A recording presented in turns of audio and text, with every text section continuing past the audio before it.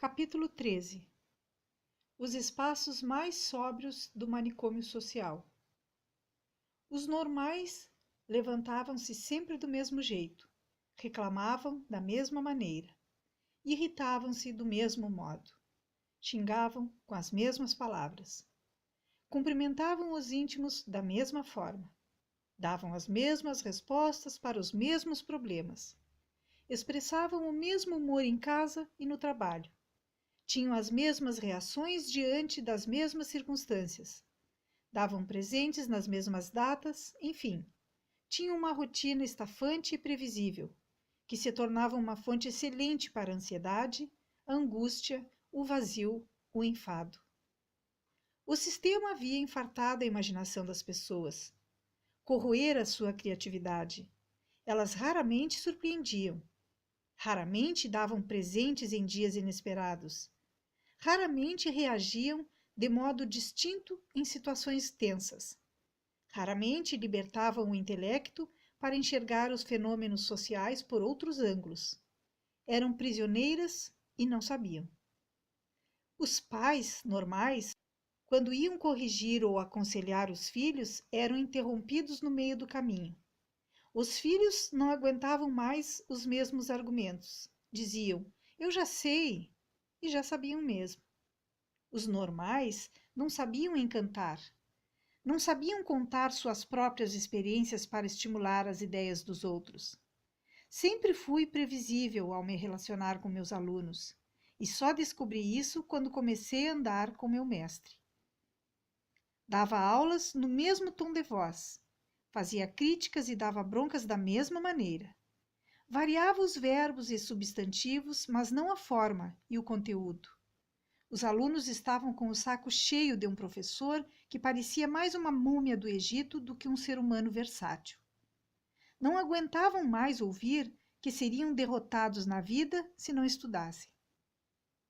O vendedor de ideias vendia continuamente o sonho do encantamento. Como pode alguém que não tem nada exteriormente cativar tanto? Como pode um homem sem teoria pedagógica bombear nossa imaginação? Andar com ele era um convite à inovação. Navegávamos sem destino traçado. Ele via por ângulos distintos situações ordinárias. Não sabíamos qual seria a resposta, mas no fundo ele sabia muito bem o que queria e aonde queria chegar. Estava nos treinando a encontrar uma liberdade inimaginável. Cada dia era um canteiro de surpresas, umas agradabilíssimas, outras causticantes. Na manhã seguinte, depois de um período de mitigação silenciosa das preocupações, o mestre se levantou, aspirou algumas vezes longamente o ar poluído do viaduto e agradeceu a Deus de um modo inusitado. Deus, você caminha nas reentrâncias do tempo, está infinitamente distante e infinitamente próximo, mas sei que seus olhos me espreitam. Permita-me captar seus sentimentos. Obrigada por mais um show nessa surpreendente existência. Boca de Mel, que era vidrado em shows country, disse: Que show nós iremos ver, chefinho? E expressou um entusiasmo matutino que raramente vivenciava. O vendedor de sonhos reagiu deslumbrado. Show?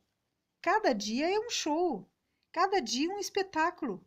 Só não o descobre quem está mortalmente ferido pelo tédio. O drama e a comédia estão em nosso cérebro, basta despertá-los. Bartolomeu precisava estar alcoolizado para libertar-se da sua angústia, para esvaziar-se do seu tédio. Agora, tanto ele como eu e Dimas estávamos descobrindo um outro mundo, um outro palco. O mestre saiu e começamos a seguir seus passos. Subimos uma ladeira, andamos 3 quadras, viramos à direita, depois 4 quadras à esquerda. Entreolhávamo-nos, indagando uns aos outros, querendo descobrir para onde ele estaria indo. Depois de 40 minutos de caminhada, Dimas, que ainda não havia ficado atônito o suficiente com as palavras do mestre, perguntou: Para onde vamos? O mestre interrompeu os passos, fitou seus olhos e lhe disse: Os que vendem sonhos são como o vento. Você ouve a sua voz, mas não sabe de onde ele vem e nem para onde vai. O importante não é o mapa, mas a caminhada. Dimas não entendeu quase nada, mas ficou pensativo e começou a exercitar a mente enferrujada. E continuamos a caminhar. 15 minutos depois, o mestre parou diante de uma aglomeração e foi em sua direção. Reduzimos os passos e ele avançou uns 6 metros à nossa frente. Dimas olhou para mim e disse apreensivo: esse lugar é uma fria, não dá.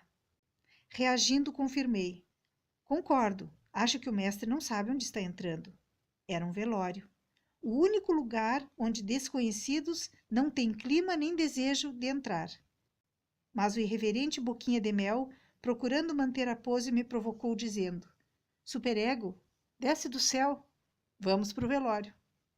Tive vontade de lhe dar um sopapo. Não sei se ele o bajulava ou se o seguia de coração, mas como estávamos próximos do velório, um lugar de respeito, contive a ira. O ambiente estava saturado de dor.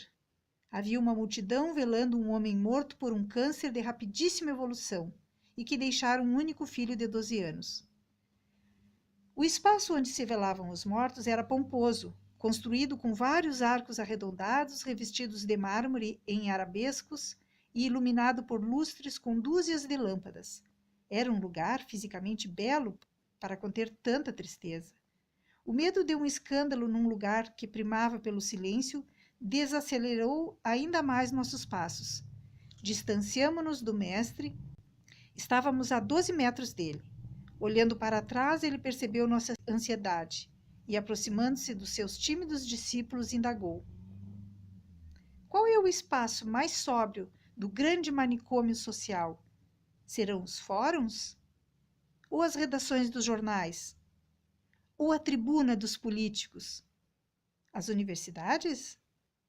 Tentei tapar a bocarra do Boca de Mel, mas não deu tempo.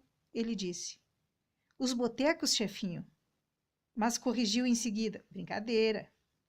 Como não sabíamos a resposta, o homem que seguíamos afirmou: são os velórios. São eles os espaços mais lúcidos da sociedade.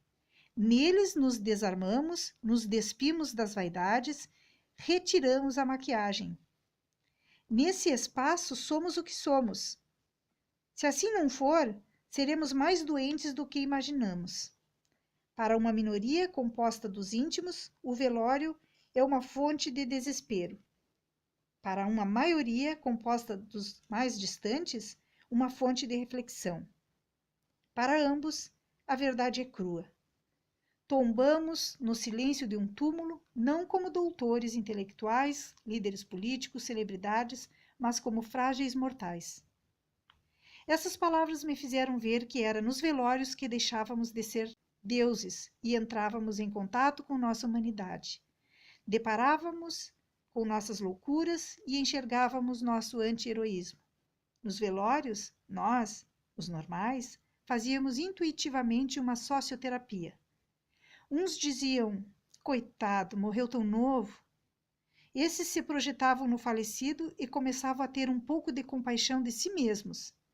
E sentiam que deviam viver a vida com mais suavidade. Outros falavam: a vida é uma fonte de riscos. Basta estar vivo para morrer. Esses viam a urgência de relaxar, diminuir o ritmo.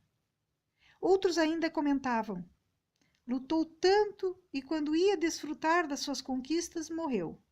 Esses descobriam que a vida passa como uma sombra, que em vão se inquietavam e conquistavam fortunas, mas outros, que nem sempre as mereciam, é que se deleitavam nelas. Precisavam mudar seu insano estilo de vida. Os participantes dos velórios tentavam desesperadamente comprar sonhos, mas o rolo compressor do sistema os furtava em poucas horas ou dias. Tudo voltava ao normal. Não entendiam que os sonhos só poderiam ter durabilidade e penetrabilidade se fossem tecidos como linho fino, nos lugares secretos do intelecto. Eu, em particular, sempre me fixara na argila do continuismo. A miséria dos outros era um filme, uma ficção que insistia em criar raízes em minha psique. Mas esta não passava de um solo impermeável. Após falar sobre o espaço sóbrio dos velórios, ele acrescentou: Não esperem contemplar flores onde as sementes não morreram. Não se inquietem, vamos, e sorriu. Para ele, essas palavras foram satisfatórias. Para nós, diminuíram apenas 10 graus na fervura da ansiedade em que nos encontrávamos. A morte é perturbadora, mas a vida também o é. A primeira extingue o fôlego humano. A segunda pode asfixiá-lo. O que ele poderia falar num ambiente em que mortos e vivos silenciam a voz? O que poderia discorrer num terreno em que todos os discursos esfacelam seu impacto? O que poderia dizer num momento em que as pessoas não estão inclinadas a ouvir, apenas a beber o cálice da angústia diante da perda? Que palavras as aliviariam, ainda mais vindas de um estranho? Sabíamos que o mestre não se comportaria como mais um número no meio da multidão. Esse era o problema. Sabíamos que não se calaria. E esse era um problema maior ainda.